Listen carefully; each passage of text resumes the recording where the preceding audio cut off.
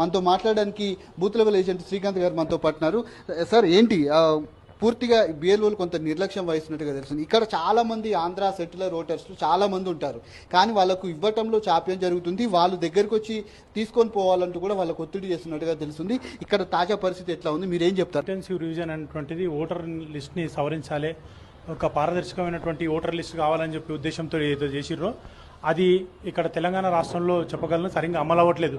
ప్రత్యేకంగా షెల్లింగంపల్లి నియోజకవర్గం చూసుకుంటా ఉంటే మనకు 30 రోజులు ఇది ప్రోగ్రామ్ అని చెప్పారు, కానీ 4 రోజుల వరకు కూడా ఎన్యూమరేషన్ ఫామ్స్ రాలేవు. ఈ విషయం మీద నేను ఆల్విన్ కాలనీ డీసీ గారితో మాట్లాడితే ఫామ్స్ రాలేవు సార్, డిలే ఉందని చెప్పారు. సో 30 రోజులు ఆల్రెడీ 4 రోజులు అయిపోయింది, ఈ రోజు వచ్చినాయి ఫామ్స్ అని చెప్తా ఉన్నారు.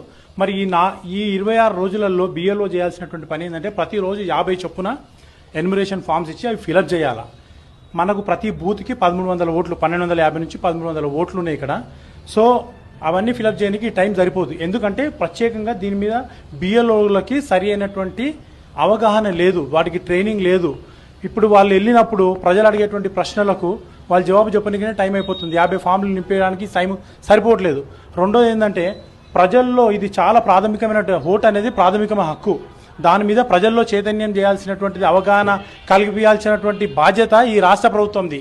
కానీ రాష్ట్ర ప్రభుత్వం ఆ రకంగా ఈ యొక్క ట్రైనింగ్ ప్రోగ్రామ్స్ కానీ ప్రజల్లో అవగాహన చేయడానికి కానీ ఎలాంటి చొరవ తీసుకోలేదు. కనీసం హెల్ప్ డెస్క్లు కూడా పెట్టలేదు. ఈ బిఏలోనే ఫామ్ ఇవ్వాలి, బిఏలోనే ఫామ్ కలెక్ట్ చేసుకోవాలా, నింపాలి, అది నింపుతుంటే వాళ్ళు అడిగిన ప్రశ్నలకు జవాబు ఇవ్వాలా. ఆ జవాబు ఇద్దామంటే ఈ బిఏలో కూడా సరైన విధంగా ట్రైనింగ్ లేక వాళ్ళు జవాబు చెప్పలేక ఉన్నారు.